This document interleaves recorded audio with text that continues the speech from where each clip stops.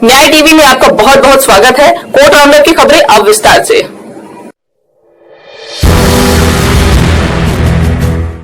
अपने प्रकार के प्रथम मामले में मद्रास उच्च न्यायालय ने शुक्रवार 11 दिसंबर को एक अहस्ताक्षरित निर्णय पर रोक लगा दी और प्रतिवादी के लिए उपस्थित वकील को मामले में अपनी दलील देने के लिए एक और अवसर दे दिया। न्यायमूर्ति एन किरुबाकरन और न्यायमूर्ति बी पुगलेंदी की खंडपीठ ने ये आदेश प्रतिवादी के लिए पेश वकील द्वारा अदालत के खिलाफ अन्याय के आरोप लगाने के पश्चात दिया।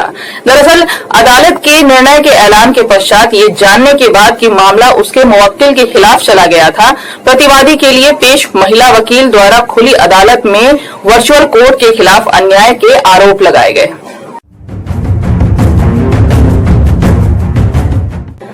महिला वकील ने अदालत के सामने ये प्रस्तुत किया है कि ये बहुत दुर्भाग्यपूर्ण है कि अदालत ने बिना उसकी दलीलों को सुने तत्काल रिट अपील में निर्णय पारित कर दिया। गौरतलब है कि वो इस धारणा के तहत थी कि उनकी रिट अपील अदालत द्वारा खारिज कर दी जाएगी। ये विचार करते हुए कि अदालत के खिलाफ ऐसे आरोप लगाना अवमानना का मामला है और महिला वकील के खिलाफ अनुशासनात्मक कार्यवाही करने के लिए बार काउंसिल ऑफ तमिलनाडु और पौंडुचेरी को भी एक संदर्भ की आवश्यकता है।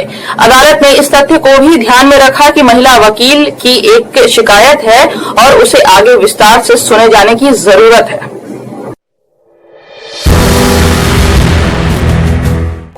पत्रकार सिद्दीक कप्पन की रिहाई के लिए दायर याचिका में Kerala union of working journalist की ओर से दाखिल याचिका पर सुप्रीम कोर्ट अब जनवरी के तीसरे सप्ताह में सुनवाई करेगा। भारत के मुख्य न्यायाधीश एस.ए. बोबडे की अध्यक्षता वाली पीठ ने यह सुनवाई याचिकाकर्ता संगठन की ओर से पेश वरिष्ठ अधिवक्ता कपिल सिब्बल के आग्रह पर टाली, जिन्होंने उत्तर प्रदेश सरकार के हलफनामे पर जवाब दाखिल करने के लिए समय मांगा था। 2 दिसंबर को हुई सुनवाई में सिब्बल ने सुप्रीम कोर्ट को बताया था कि याचिका में केरल के पत्रकार की पत्नी और बेटी को भी हस्तक्षेपकर्ता बनाया जाएगा। सिब्बल ने सीजेआई की टिप्पणी के बाद याचिका में कप्पन की पत्नी और बेटी को शामिल करने की पेशकश की थी। संक्षिप्त सुनवाई में सिब्बल ने प्रस्तुत किया था कि मामला शीर्ष न्यायालय द्वारा असाधारण क्षेत्राधिकार के अभ्यास के योग्य है क्योंकि इसमें गंभीर उल्लंघन शामिल है। उत्तर प्रदेश सरकार ने इलाहाबाद उच्च न्यायालय के 1 सितंबर के उस फैसले के खिलाफ सुप्रीम कोर्ट में एक विशेष अनुमति याचिका दायर की है, जिसमें राष्ट्रीय सुरक्षा कानून के तहत डॉक्टर कफील खान की हिरासत को रद्द कर दिया था। आधिकारिक वेबसाइट से मिली जानकारी के अनुसार 26 अक्टूबर को दायर याचिका उत्तर प्रदेश राज्य और अन्य बनाम नुसरत परवीन डॉक्टर खान की मां को सुप्रीम कोर्ट के समक्ष सूचीबद्ध किए जाने की संभावना है।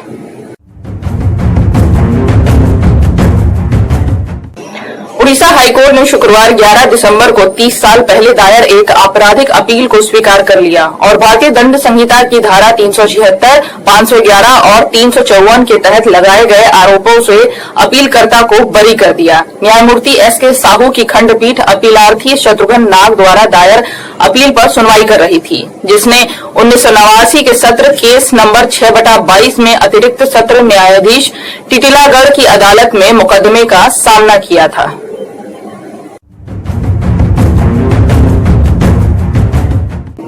सुप्रीम कोर्ट ने बुधवार को अपने 2 साल पुराने पूर्ण प्रतिबंध के आदेश को हटा दिया, जिसके तहत उसने बीसीसीआई और राज्य क्रिकेट संघों से जुड़े विवादों की सुनवाई से अन्य अदालतों को रोक दिया था।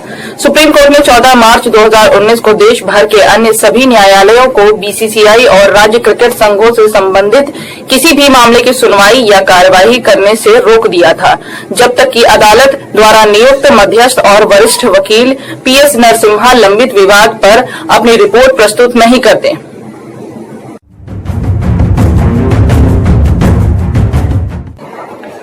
मद्रास उच्च न्यायालय ने कहा है कि केवल हिंदी और अंग्रेजी भाषाओं में अधिसूचना जारी करना पर्याप्त नहीं होगा, बल्कि इन्हें स्थानीय भाषाओं में भी जारी करना चाहिए।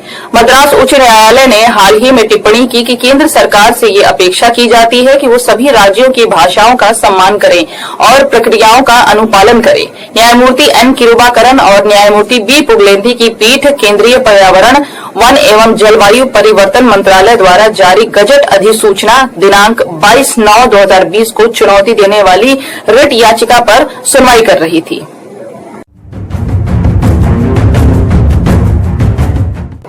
महाराष्ट्र के एक सिविल कोर्ट ने एक मामले में सीरम इंस्टीट्यूट ऑफ इंडिया को नोटिस जारी किया है, जिसमें मांग की गई है कि दवा कंपनी को कोरोना वायरस के लिए प्रस्तावित अपनी वैक्सीन के लिए ट्रेडमार्क कोविशील्ड या कोविडशील्ड या ऐसे ही मिलते जुलते या समान नाम का इस्तेमाल करने से रोका जाए।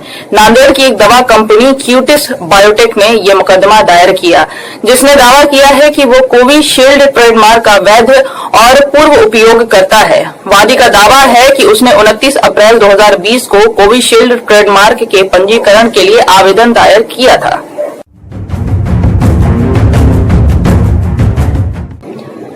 भारतीय रिजर्व बैंक ने शीर्ष अदालत को सूचित किया है कि कोविड से संबंधित तनावग्रस्त ऋणों के समाधान के लिए उधार लेने वालों को कुछ विशिष्ट प्रस्ताव प्रस्तुत करने की आवश्यकता नहीं होगी। आरबीआई ने कहा है कि उधारकर्ता ऋण संस्थानों को अनुरोध प्रस्तुत करके प्रस्ताव ढांचे को लागू कर सकते हैं। प्रस्ताव के ढांचे को किसी भी रूप में किसी प्रस्ताव योजना की आवश्यकता नहीं है, जो कि आवाहन के लिए अनुरोध के समय उधार संस्थानों को प्रस्तुत किया जाए। तो आज बस इतना ही। मुझे रिजवाना को दीजिए इजाजत और आप बने रहिए न्याय टीवी के साथ।